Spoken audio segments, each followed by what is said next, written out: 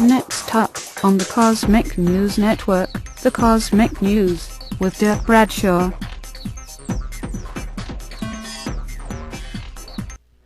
We flew to jolly old England to ask the internet what was the greatest thing on it.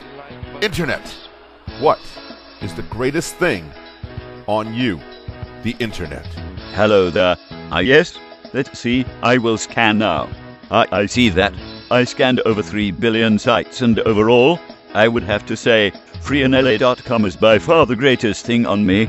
There you have it. Over 3,000 things to do. Free in Los Angeles. Freeinla.com rules the internet. I did not say that it ruled me. No one rules the internet.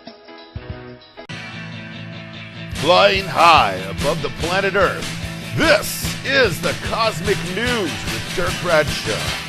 Brought to you by CosmicNewsNetwork.com.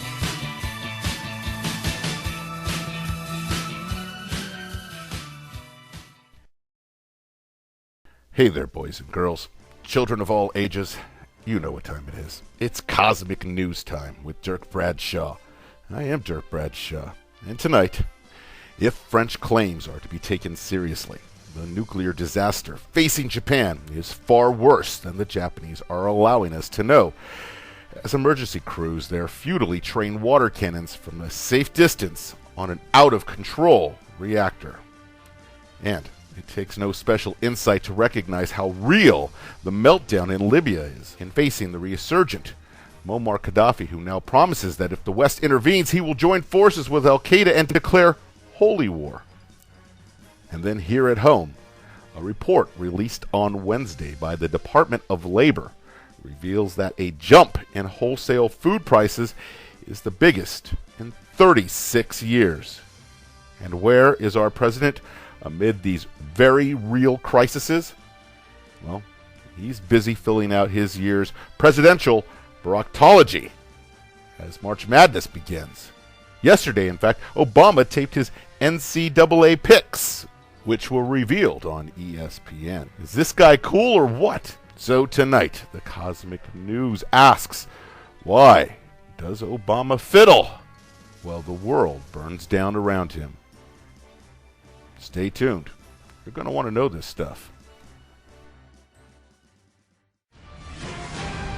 And now some fresh pickings from the political grapevine. President Obama's weekend radio address was devoted entirely to Women's History Month and his push for gender equality. Now, it was believed it was taped earlier in the week, so there was no mention of Friday's earthquake and tsunami in Japan, nor was there anything about Libya, skyrocketing oil prices, Afghanistan, Iraq, Iran, or the budget battle on Capitol Hill. Meanwhile, ABC News, traveling with the president Saturday in the pool, reported he hit the links for the second week in a row. Quote, even as his administration and the U.S. military helped Japan recover from a devastating earthquake, the president could not resist taking advantage of the 48-degree weather.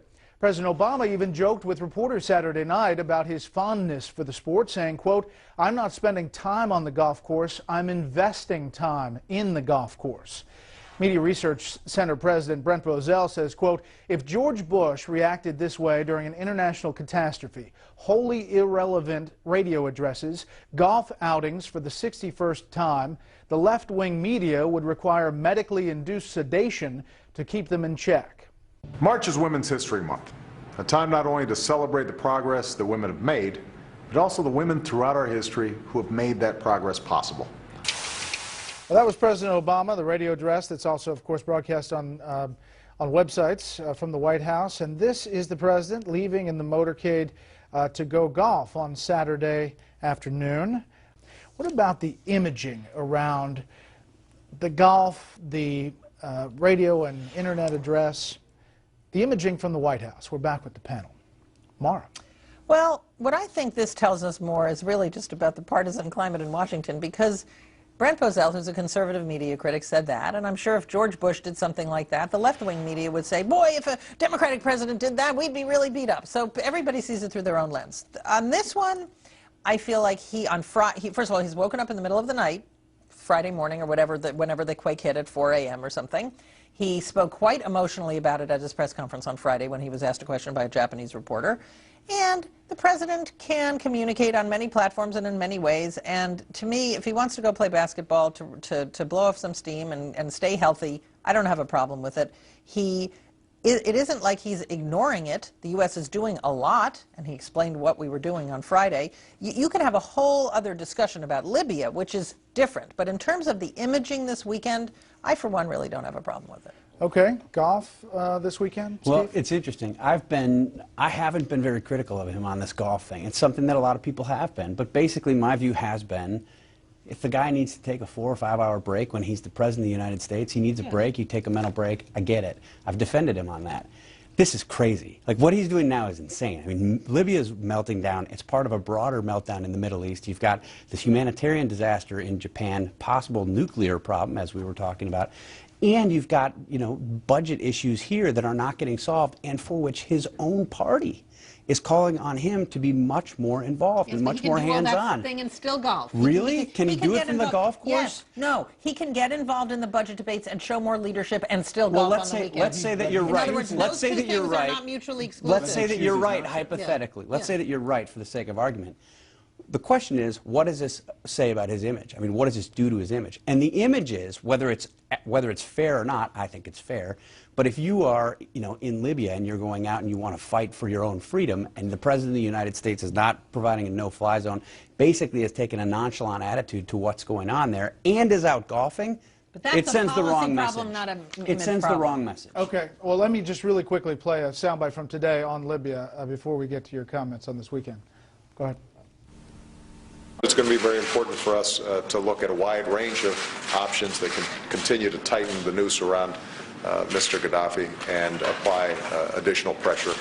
Tightening the noose around Gaddafi, we are seeing every indication on the ground that the noose is not tightening, and in fact Gaddafi is taking his forces out to other regions of that country. Yeah, he's the hangman. He's Gaddafi, I think, as the administration itself said in the form of former retired General Clapper, he's going to win. He has the resources, he has the troops, and there's not much that it seems like the United States or the world's willing to do about it.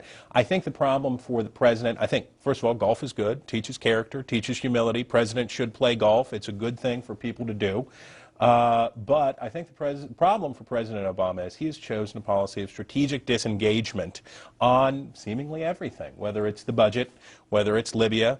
He did it in Egypt. He did it on everything else. He says, I step back. I allow you to work out your own solution, and then I will bless whatever solution comes out at the end. He did that on health care to a large part, on the stimulus. It is not mine to do. It is mine to pass judgment on in the end.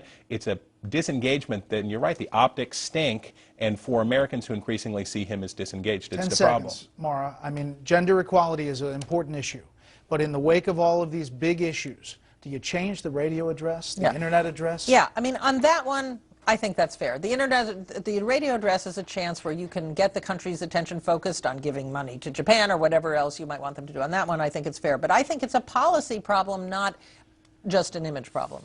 Okay. Oh, man, I can't believe it's over. Where does the time go? Well, I see the fat lady's off the stage. She's looking right at me. It's time for me to go put her to bed. I hate goodbyes. So instead I'm going to say, until we meet again, I'm Dirk Bradshaw for the Cosmic News. Wake up.